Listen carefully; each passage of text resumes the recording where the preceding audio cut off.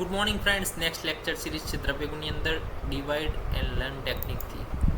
તો useful part અને એના ડોઝીસ આપણે જોતા હતા. તો તાલીસપત્ર જે છે એના લીવ્સ ઉપયોગી છે. પાવડર જે કોમન છે 3 થી 6 ગ્રામ. પછી તિલ જે આપણે તલ છે,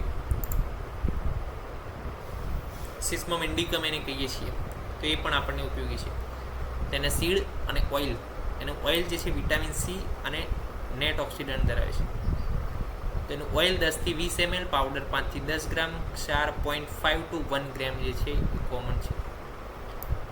તીવ્રુત, તો એની તીવ્રુતનું શું હતું? ટર્પેન્થમ, ત્રિશુલ જેવું હતું. ઓકે, તો રૂટ બાર્ક અને લીવ્સ ઉપયોગી છે. પાવડર 1 થી 3 ગ્રામ કે જે કોમન છે. તુલસી ઓસિમમ સેન્ક્ટમ, હોલ પ્લાન્ટ લીફ અને સીડ કે જે આપણે ઘરમાં વાવીએ છીએ. અને શરદી તો પ્રતિષ્ઠાની અંદર પણ ઉપયોગી છે. Root decoction common, juice common, સીડનો પાવડર કોમન ડોઝ. ત્વક જે સિનામોમમ કાર્ડામોમમ છે, તો સ્ટેમ બાર્ક, લીવ્સ અને ઓઇલ ઉપયોગી છે. પાવડર અને ઓઇલ, પાવડર 2 થી 4 ગ્રામ કોમન છે. ઓઇલ 2 થી 5 ડ્રોપ કે જે ઓછો ડોઝ છે, એટલે યાદ રાખવો પડે. પછી ઉસીર વાત કરીએ. ઉસીરની અંદર રૂટ ઉપયોગી છે. એનું ઇન્ફ્યુઝન જે ઉકાળા જેવું બને છે એ જે છે 25 થી 50 ml પ્લસ પાવડર 3 થી 6 ગ્રામ કે જે કોમન છે. વચાના રાઇઝોમ્સ ઉપયોગી છે. પાવડર 125 થી 500 મિલીગ્રામ યાદ રાખવો પડે. વારાઈના ટ્યુબર્સ ઉપયોગી છે. પાવડર 3 થી 6 ગ્રામ કોમન છે. વરુણના leaf, stem bark, root bark આ બધું ઉપયોગી છે. એનું ડિકોક્શન 50 થી 100 ml કે જે કોમન છે. વાસાના લીફ, ફ્લાવર અને રૂટ ઉપયોગી છે. એનું લીફનું જ્યુસ અને ફ્લાવરનું જ્યુસ 10 થી 20 ml જે કોમન છે. રૂટનો ડિકોક્શન 50 થી 100 ml કે જે કોમન છે. અહીંયા જુઓ, લીફ સામે લીફ, ફ્લાવર સામે ફ્લાવરના ડોઝ લખેલા છે, એટલે એ રીતના તમને યાદ રહે. વસનામના રાઇઝોમ્સ અને ટ્યુબર્સ રૂટ ઉપયોગી છે. કે 1/8 રત્તી બહુ જ કોમન ડોઝ 15 મિલીગ્રામ, બહુ જ જે છે મોસ્ટ ટાઈમ ડોઝ છે 1/8 રત્તી. ઓકે, પછી વિડંગના ફ્રૂટ અને રૂટ ઉપયોગી છે. પાવડર 3 થી 6 ગ્રામ કોમન છે. રૂટની પેસ્ટ 10 થી 20 ગ્રામ કે જે થોડી વધારે છે. વિદારી જે છે એના ટ્યુબર્સ ઉપયોગી છે. તો નેરારિયા ટ્યુબરોસા વિદારીને કહેવાય છે. પાવડર 3 થી 6 ગ્રામ કે જે કોમન છે. યષ્ટી મધુ, ગ્લિસેરિઝા ગ્લેબ્રા એના રૂટ ઉપયોગી છે. એનો પાવડર 3 થી 6 ગ્રામ કે જે કોમન ડોઝ છે. યવની અજમો તો ફ્રૂટ ઉપયોગી છે. પાવડર 2 થી 3 ગ્રામ કોમન ડોઝથી નજીક છે.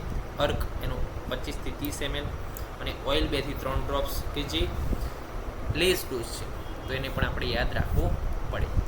તો અહીંયા આપણી યુઝફુલ પાર્ટ ઓફ ધ દ્રવ્યગુણની અંદર અને ડોઝેસની અંદર દ્રવ્યગુણની અંદર એ બંને જે છે અહીંયા પૂર્ણ થાય છે. 103થી પણ વધારે ઔષધિઓના યુઝફુલ પાર્ટ અને એના જે છે ડોઝેસ, કયો પાવડર છે, કયા ઓઇલનો કયો ડોઝ, કયા અર્કનો કયો ડોઝ, ક્ષારનો શું ડોઝ છે, પેસ્ટનો ડોઝ, ડિકોક્શનનો ડોઝ શું છે, બધું જ જે છે કમ્બાઈન કરીને આપણે તમને આપેલું છે. તો એક નોટ્સ તૈયાર કરો. શું છે? પીડીએફથી ભણાય નહીં, ઝેરોક્સથી ના ભણાય. તો એ જે છે તમે આને નોટ્સની અંદર, તમારી નોટ્સની અંદર કવર કરો. ત્યારબાદ તમે તમારા લખાણ ઉપર લખેલું છે તમને શું થશે? વધારે યાદ રહેશે.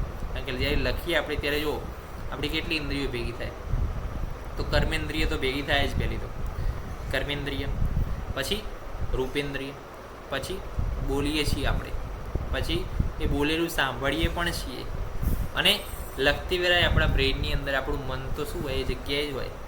તો કેટલી બધી ઇન્દ્રિય અને એક અતિન્દ્રિય મન, તો એ જે છે કાર્ય કરે ત્યારે કાર્યની સફળતાના સંજોગ, કાર્યની સફળતાના પ્રયાસ જે છે વધી જાય છે.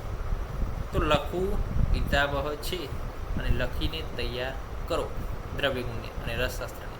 તો એ જે છે આ લેક્ચર સિરીઝનો સાર છે કે ડિવાઈડ એન્ડ લર્ન ટેકનિક તો ખરી, પરંતુ જે છે writing is the most necessary. તો નેક્સ્ટ લેક્ચર સિરીઝની અંદર મળીશું નવી વિગત સાથે. ફોર્મ્યુલેશન એની અંદર પણ ડિવાઈડ એન્ડ લર્ન ટેકનિક લઈને આવી રહ્યા છીએ. અમારી આ ચેનલને વધુમાં વધુ લોકો સુધી શેર કરો, વધુમાં વધુ લોકોને સબસ્ક્રાઈબ કરવાનું કહો, તેવી જ વિનંતી સાથે જય હિન્દ, જય ભારત, જય જય ધન્વંતરી. નમસ્કાર.